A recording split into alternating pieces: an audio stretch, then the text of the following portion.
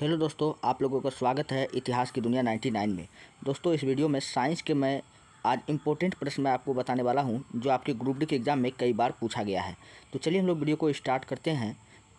पहला प्रश्न है, हेलोजन में सबसे अधिक अभिक्रियाशील है। तो हेलोजन जो ग्रुप है दोस्तों, हेलोजन में सबसे अधिक अभिक्रियाशील जो तत्व है वो कौन सा हो जाएगा? फ्लोरीन हो जाएगा। क्यों होगा, इसको याद कैसे किया जाए? तो इसका एक ट्रिक है जो आपको याद रखना है।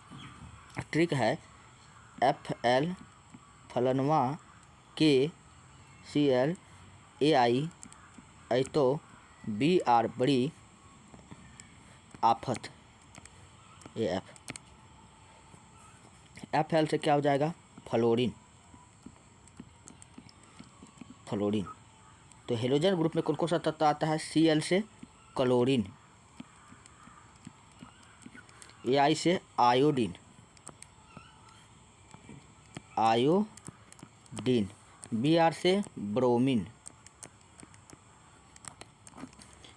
AF से एस्टेटिन। तो ये सारा जो तत्व है वो हेलोजन ग्रुप में आता है। इसको अगर हम याद ऐसे भी रख सकते हैं, क्लोरो फ्लोरो ब्रोमो आइडो, लेकिन यह जो है क्रियाशीलता के आधार पर सजाया गया नहीं है। क्लोरो फ्लोरो ब्रोमो आइडो ये सब हेलोजन ग्रुप में आता है, लेकिन क्रियाशीलता के आधार पर सजाया गया है। तो इसको आपको ट्रिक याद रखना पड़ेगा, फलनवा के तो बड़ी आफत। इस ट्रिक से आपको पता चल जाएगा कि सबसे पहले क्या है, फ्लोरीन है। तो इसका राइट आंसर क्या हो जाएगा? फ्लोरीन होगा, क्योंकि फ्लोरीन का क्रियाशीलता सबसे अधिक है। अच्छा, हेलोजन ग्रुप से क्वेश्चन पूछा जाता है कि हेलोजन ग्रुप आवर्त सारणी के किस वर्ग में आता है? तो हेलोजन ग्रुप जो है, हेलोजन ग्रुप आवर्त सारणी के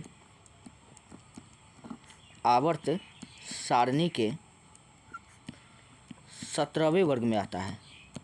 17वें वर्ग में आता है।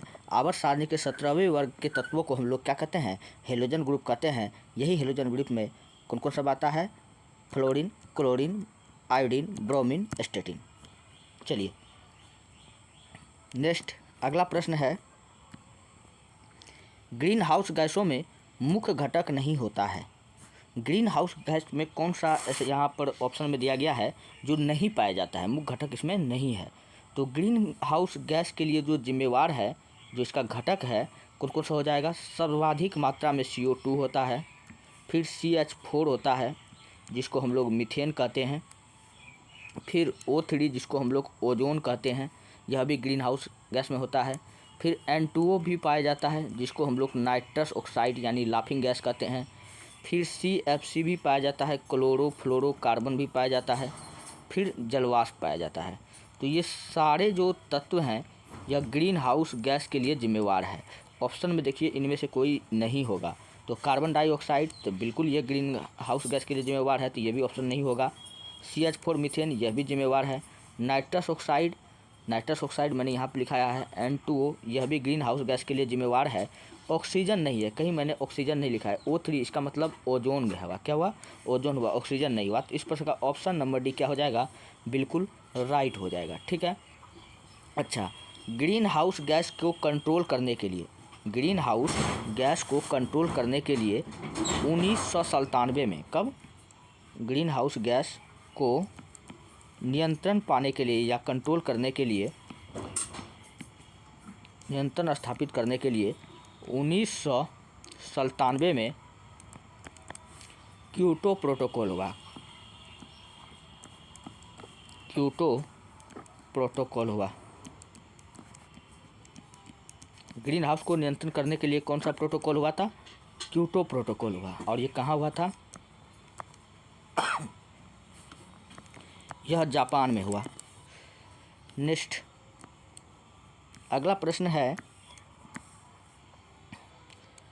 प्राकृतिक रबड़ निम्नलिखित में से एक का बहुलक है। जो रबड़ है प्राकृतिक रबड़, वो किसका बहुलक होता है? बहुलक मतलब रबड़ में सर्वाधिक मात्रा में, बहुलक मतलब क्या सबसे अधिक पाया जाता है। जैसे अगर हम कह दें कि जो लड्डू जो हम लोग बनाते हैं, लड्डू किसका बहुलक होगा? लड्डू होता है दोस्तों बुनिया का, क्योंकि बहुत सारा बुनिया मिलता है तब लड्डू बनता है। उसी प्रकार जो प्राकृतिक रबड़ होता है वो किसका बहुलक है? वो आइसोप्रीन का है। किसका है? आइसोप्रीन का होता है। तो ऑप्शन नंबर सी क्या हो जाएगा? बिल्कुल राइट हो जाएगा। ठीक है। अच्छा, रबड़ का सर्वाधिक उत्पादन, चलिए अब रबर के बारे में थोड़ा सा हम क्वेश्चन उठाते हैं जो आपके एग्जाम में बार बार पूछा जाता है। रबर का सर्वाधिक उत्पादन कौन सा देश करता है? सर्वाधिक उत्पादन थाईलैंड करता है। उत्पादन थाईलैंड करता है।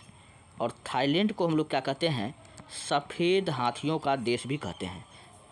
ठीक है। और अब उसके बाद में कौन करता है? तो उसके बाद में थाईलैंड हो गया, फिर भारत आ गया, फिर भारत आता है। भारत आता है। अच्छा, भारत में पूछेगा कि सर्वाधिक कहाँ रबर का उत्पादन होता है? तो केरल में। केरल में भारत में सर्वाधिक रबर का उत्पादन कहाँ होता है? तो केरल में होता है। ये बात आपको याद रखना है। अच्छा, रबर को कठोर बनाने के लिए हम लोग इसमें क्या मिलाते हैं? रबर को अगर हमको कठोर बनाना है तो हम लोग इसमें मिलाते हैं सल्फर मिलाते हैं। क्वेश्चन पूछेगा कि रबर को कठोर बनाने के लिए क्या मिलाते हैं? तो रबर को कठोर करना है, क्या करना है? कठोर करना है तो हम लोग क्या मिला देते हैं? सल्फर मिला देते हैं। और इस अभिक्रिया को पूछेगा हम लोग क्या कहते हैं? तो इस अभिक्रिया को हम लोग वल्कनीकरण कहते हैं। क्या कहते हैं? इस अभिक्रिया को या इस प्रक्रिया को हम लोग क्या कहते हैं? वल्कनीकरण। क्वेश्चन पूछेगा कि वल्कनीकरण क्या है? तो रबर को कठोर बनाने की प्रक्रिया को हम लोग क्या कहते हैं? वल्कनीकरण कहते हैं। तो ऑप्शन नंबर सी क्या हो जाएगा? बिल्कुल राइट हो जाएगा। अच्छा, एथिलीन। एथिलीन का प्रयोग हम लोग क्यों करते हैं? फल को पकाने में करते हैं। ये बात आपको याद रखना है। चलिए बढ़ते हैं नेक्स्ट। कीट संवर्धन क्या है? कीट संवर्धन कीटों की वृद्धि करने का विभाजन को ही हम लोग क्या कहते हैं? कीट संवर्धन कहते हैं। ऑप्शन नंबर ए क्या होगा? राइट होगा। नेक्स्ट अगला प्रश्न है, जे थॉमसन को ... के खोज के लिए भौतिक में नोबेल पुरस्कार प्राप्त हुआ था। तो जे थॉमसन ने किसका खोज किया था? तो जे थॉमसन ने जो खोज किया था वह किया था इलेक्ट्रॉन का खोज किया था। किसका किया था? इलेक्ट्रॉन का खोज किया था। उसी प्रकार आप लोग बताओ प्रोटॉन का खोज कौन किया था और न्यूट्रॉन का कौन खोज किया था? तो इसका ट्रिक आपको याद रखना है, पिन बराबर GTC। क्या रखना है? पेन बराबर GTC। पी से याद रखना प्रोटीन। प्रोटीन का खोज पूछेगा कौन किया था? प्रोटीन का खोज गोल्डस्टीन। कौन किया था? गोल्डस्टीन। और गोल्डस्टीन पूछेगा कि प्रोटीन का खोज कब किया था? तो गोल्डस्टीन ने प्रोटोन का खोज किया था। वो कब किया था? 1917 में। कब किया था? 1917 में। ई से याद रखना इलेक्ट्रॉन। इलेक्ट्रॉन का खोज कौन किया? टी से थॉमसन यानी जे थॉमसन। और इलेक्ट्रॉन का जो खोज हुआ था, इलेक्ट्रॉन का खोज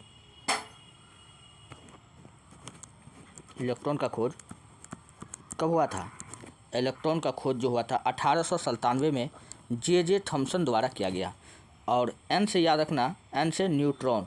सी से याद रखना चैडविक। और न्यूट्रॉन का खोज पूछेगा कौन किया था? तो न्यूट्रॉन का खोज चैडविक ने किया था, जेम्स चैडविक ने किया था। और ये 1932 में किया था। कब किया था? 1932 में किया था। तो इलेक्ट्रॉन का ही खोज आपसे पूछा गया था। तो इलेक्ट्रॉन का खोज का क्या हो जाएगा? इलेक्ट्रॉन का खोज जे थॉमसन ने किया था। और ये कब किया था? 1897 में किया था। ऑप्शन नंबर बी क्या हो जाएगा? बिल्कुल राइट हो जाएगा। और प्रोटॉन का खोज कब हुआ था? तो ये हुआ था 1917 में। पूछेगा कौन किया था? तो प्रोटॉन का खोज का नाम कौन किया था? प्रोटॉन का खोज, तो प्रोटॉन का खोज किया था गोल्डस्टीन। कौन किया था? गोल्डस्टीन। लेकिन प्रोटॉन का नामकरण पूछेगा कौन किया था? तो रदरफोर्ड। कौन किया था? रदरफोर्ड किया था। ये बात आपको याद रखना है। चलिए बढ़ते हैं नेक्स्ट अगला प्रश्न। किस गैस को उसकी ठोस अवस्था में शुष्क वर्क भी कहा जाता है? तो कार्बन डाइऑक्साइड को उसकी शुष्क अवस्था में उसको हम लोग क्या कहते हैं? शुष्क बर्फ कहते हैं। तो ऑप्शन नंबर बी क्या हो जाएगा? बिल्कुल राइट हो जाएगा। नेक्स्ट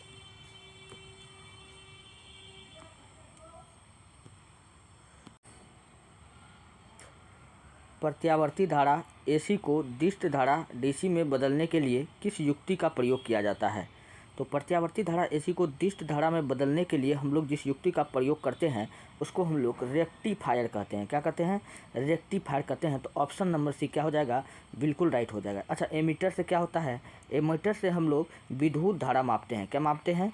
एमीटर की सहायता से हम लोग क्या मापते हैं? विद्युत धारा मापते हैं। विद्युत धारा मापते हैं, ये बात आपको याद रखना है। चलिए बढ़ते हैं नेक्स्ट। अगला प्रश्न आपके सामने में है, बुरादे से ढकी हुई बर्फ़ जल्दी से क्यों नहीं पिघलती? जो बर्फ़ बुरादे से ढकी हुई होती है वह जल्दी नहीं पिघलता है, इसका क्या कारण होता है? इसका कारण होता है जो बुरादा होता है वो ऊष्मा का कुचालक होता है, मतलब इसमें ऊष्मा का जो प्रवेश होता है आसानी से नहीं हो पाता है, ऊष्मा का प्रवेश नहीं हो पाता है, इसलिए बुरादे से ढकी हुई बर्फ़ जो होता है वह जल्दी नहीं पिघलता है। तो ऑप्शन नंबर सी क्या हो जाएगा? बिल्कुल राइट हो जाएगा। ठीक है, बढ़ते हम लोग नेक्स्ट। अगला प्रश्न है, महासागर में डूबी हुई वस्तुओं की स्थिति जानने के लिए निम्न में से किस यंत्र का प्रयोग किया जाता है? तो महासागर में डूबी हुई वस्तुओं का पता लगाने के लिए हम लोग सोनार का प्रयोग करते हैं। तो ये महासागर में कोई भी वस्तु अगर डूबा हुआ है, खनिज उनिज हो गया, इन सबको खोजने में भी हम लोग किसका प्रयोग करते हैं? सोनार का प्रयोग करते हैं। और सोनार का प्रयोग क्या करते हैं? जो जलयान होता है उनको रास्ता दिखाने का भी काम पूछेगा कौन करता है? तो यही सोनार करता है। तो ऑप्शन नंबर डी क्या हो जाएगा? बिल्कुल राइट हो जाएगा। ठीक है, अब मैं आपको बताता हूँ ऑडियोमीटर। यह सुनने की क्षमता मापने के लिए इसका प्रयोग किया जाता है। तो सुनने की क्षमता को मापने के लिए इस युक्ति का प्रयोग किया जाता है, उसको हम लोग क्या कहते हैं? ऑडियोमीटर। तो ये क्या करता है? सुनने की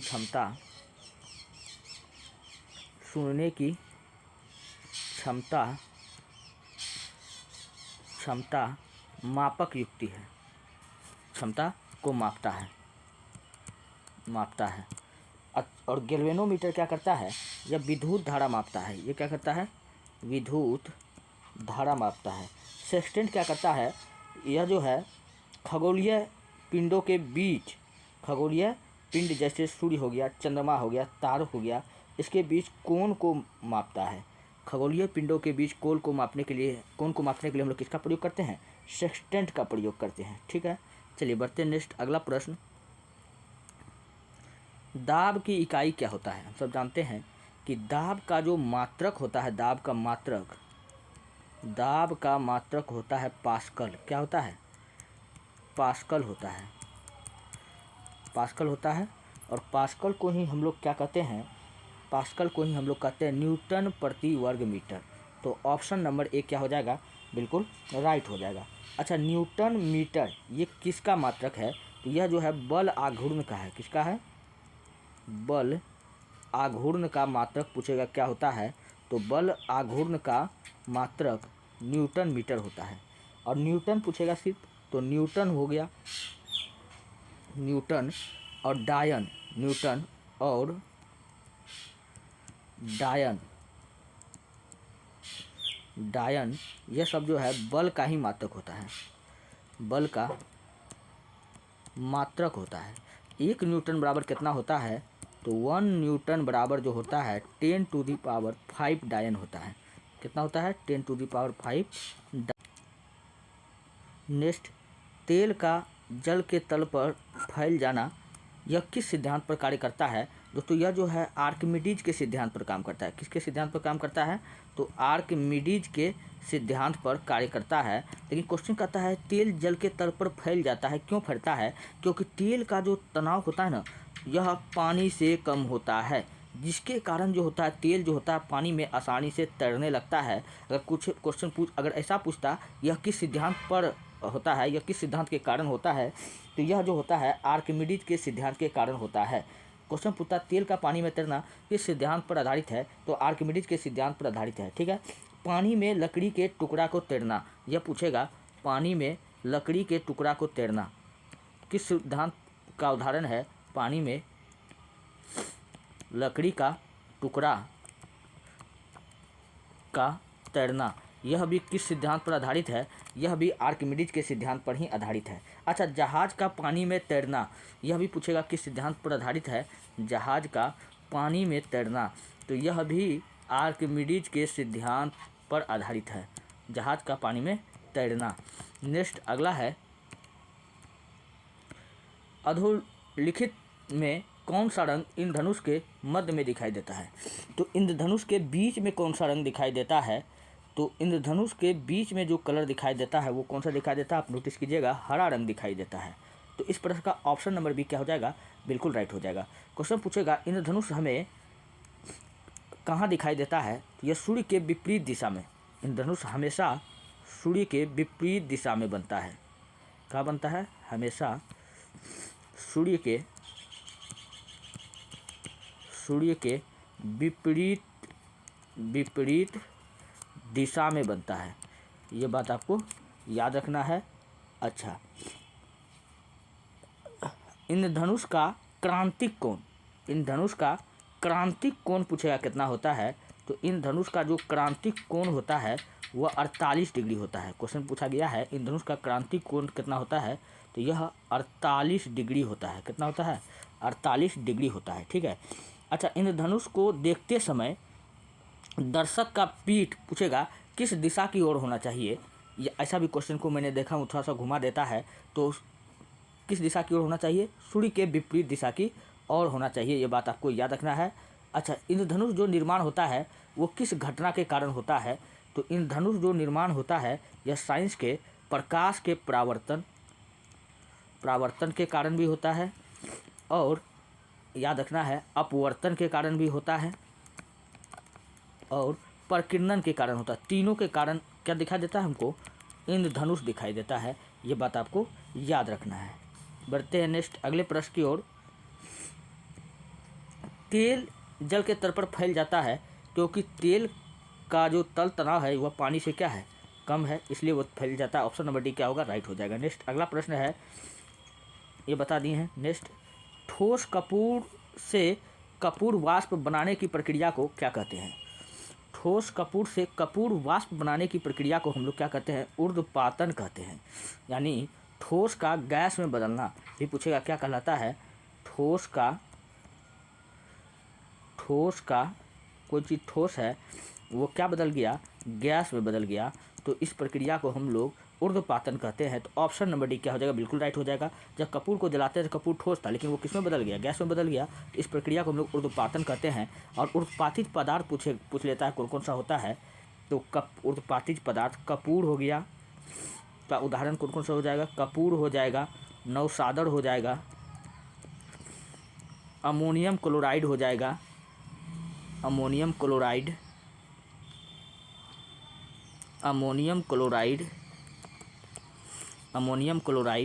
नेफ्थलीन की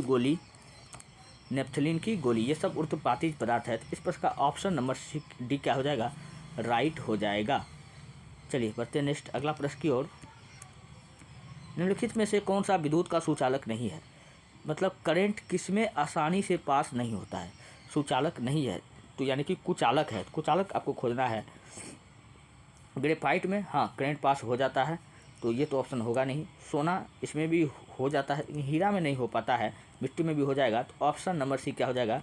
बिल्कुल राइट हो जाएगा। अच्छा, हीरा दुनिया का सबसे कठोर पदार्थ है। हीरा दुनिया का सबसे कठोर पदार्थ है, ये बात आपका याद रखना। और हीरा का आकार पूछेगा कैसा होता है? तो चतुष्फलकीय होता है, इसलिए हीरा जो है दुनिया का सबसे कठोर पदार्थ है। और हीरा का जो अपवर्तनांक पूछे कितना होता है? हीरा का अपवर्तनांक बताओ। हीरा का अपवर्तनांक 2.42 होता है। कितना होता है? 2.42 होता है। अच्छा, आप लोग जल का अपवर्तनांक बताओ कमेंट में, जल का अपवर्तनांक कितना होता है? ठीक है, चलिए बढ़ते हैं नेक्स्ट अगला प्रश्न की ओर। अगला प्रश्न, निम्नलिखित में से कौन सा विद्युत का, अच्छा ये तो बता दिए हैं। किस देश के वैज्ञानिक ने एक ऐसा कृत्रिम रक्त बनाया है जो प्लास्टिक रक्त की किस्म का है, जो किसी भी मरीज को ... किस्म का विचार किए बिना ही दिया जा सकता है? तो इसका राइट आंसर हो जाएगा ब्रिटेन। नेक्स्ट अगला प्रश्न आपके सामने में है, प्रकाश संश्लेषण में कौन सा प्रकाश सबसे अधिक प्रभावकारी होता है? तो प्रकाश संश्लेषण में सबसे अधिक प्रभावकारी कौन सा होता है? लाल होता है। अच्छा, प्रकाश संश्लेषण में कहेगा, प्रकाश संश्लेषण की क्रिया में कौन सा गैस हमको उत्पाद के रूप में मिलता है? कौन सा गैस हमको उत्पाद के रूप में मिलता है? तो वो मिलता है ऑक्सीजन मिलता है। और पूछेगा प्रकाश संश्लेषण की क्रिया में कौन सा गैस का होना आवश्यक है? जो गैस का होना आवश्यक है वो CO2 है। कौन सा हो जाएगा? CO2 है। प्रकाश संश्लेषण की प्रक्रिया कब होता है? ये केवल दिन में होता है, ये बात आपको याद रखना है। और प्रकाश संश्लेषण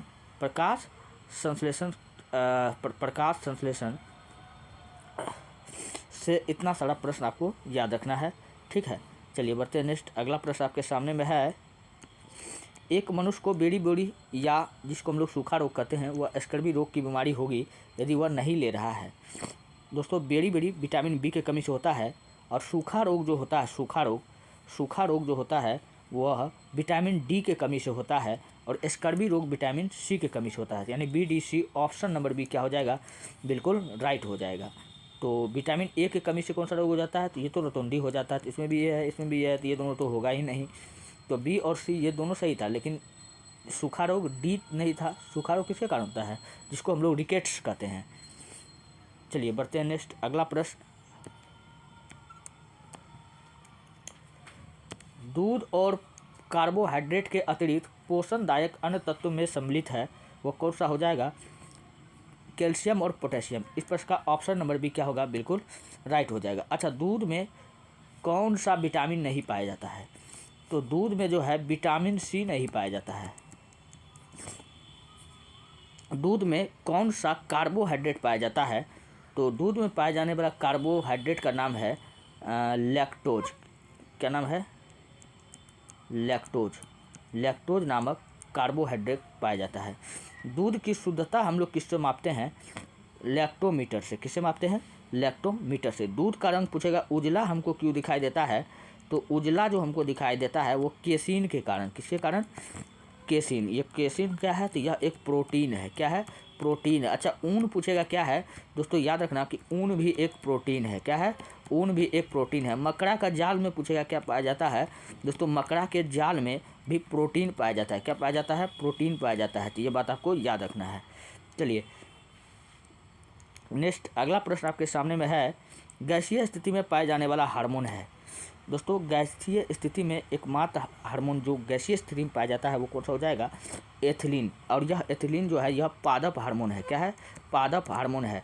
ऑक्सिन, ये पेड़ पौधा को बढ़ाने में इसका विकास करता है। यह भी एक पादप हार्मोन है, ऑक्सिन, ठीक है। ऑप्शन नंबर बी क्या हो जाएगा? बिल्कुल राइट हो जाएगा। अच्छा, ये वृद्धि रोधक हार्मोन कहते हैं। ये पेड़ पौधे के लिए वृद्धि रोधक हार्मोन है। किस हार्मोन को वृद्धि रोधक हार्मोन कहते हैं? तो एब्सिसिक एसिड को कहते हैं। दोस्तों ये रहा आज के प्रश्न। अगर आपको वीडियो अच्छा लगता है, हेल्पफुल लगता है, तब आप हमारे चैनल को सब्सक्राइब कीजिए और वीडियो को लाइक कीजिए। जितना हो सके अपने दोस्तों में शेयर कर दीजिए। मिलते हैं नेक्स्ट वीडियो में। धन्यवाद।